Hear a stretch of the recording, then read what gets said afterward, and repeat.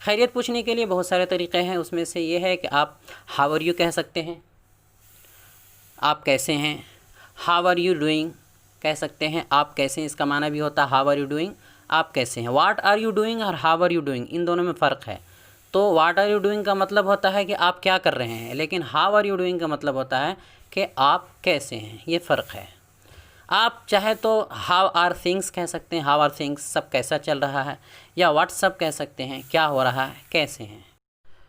अब अगर किसी ने खैरियत मालूम की है या आपने खैरियत मालूम की है तो ज़रूरी है कि उसका जवाब भी दिया जाए। तो खैरियत का जवाब देने के लिए आप इस्तेमाल कर सकते हैं, कह सकते हैं आई एम फ़ाइन, या I am all right, I am good, I am great. सबका माना मतलब होता है मैं ठीक ठाक हूँ। या आप कह सकते हैं आई एम डूइंग वेल, मैं ठीक हूँ। या good, how about you, what about you.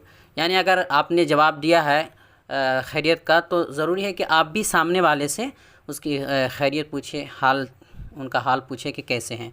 तो गुड बोले, आई एम गुड बोले, या आई एम डूइंग वेल बोले, जो भी बोले, उसके बाद आप फ़ौरन कहेंगे हाउ अबाउट यू या व्हाट अबाउट यू। सब अच्छा है, आप बताएं, अपना सुनाएं।